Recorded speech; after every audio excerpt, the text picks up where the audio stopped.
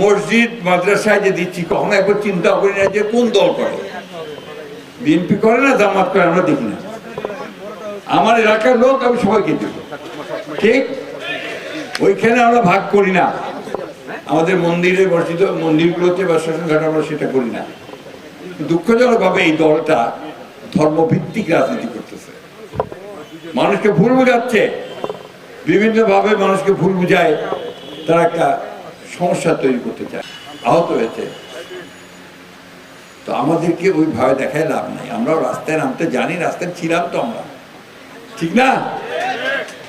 তো আমি ভাই পরিষ্কার করে বলতে চাই, এই যে আমরা দিচ্ছি বরাদ্দ, আমরা তো উড়ে এসে জুড়ে বসিনি। আমরা আপনার নির্বাচন করেছি, সেই নির্বাচনে 300টা আসনের মধ্যে 213টা আসন আমরা পাইছি, 2/3 মেজরিটি, তাই না? সুতরাং আমাদেরকে ধমক দিয়ে লাভ নাই। আমরা 17টা বছর আন্দোলন করেছি, জেলে গেছে, জুলুম কেটেছি, মিথ্যা মামলা হয়রানি হয়েছি। আমাদের মানুষেরা গ্রামে গঞ্জে ধান খেতে লুকিয়েছিল, পালিয়েছিল, শীতের দিনে আম গাছের উপরে, গাছের উপরে দিন কাটিয়েছে, তাই না? আমাদের ঠাকুরগাঁতে 13 জন শহীদ হয়েছে 24শে জুলাই, 5 আগস্ট। ওই সময়টাতে আমাদের অসংখ্য ছেলে মেয়ে এখানেও আপনার শহীদ হয়েছে। খাল খনন করা হচ্ছে এবং খেলাধুলা, ছেলে মেয়েদের বিকাশের জন্য স্কুলে তাদের নতুন অনুষ্ঠান আবার শুরু হয়েছে। সামগ্রিকভাবে দেশে একটা উন্নয়ন কর্মকাণ্ড শুরু হয়েছে।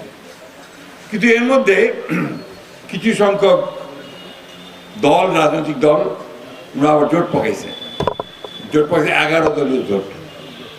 ওরা বলছে যে এখন এই জুলাই সনদ অনুযায়ী যদি আইন না করা হয় তাহলে নাকি ওরা দেশে আবার অঘটন ঘটায় দিবে।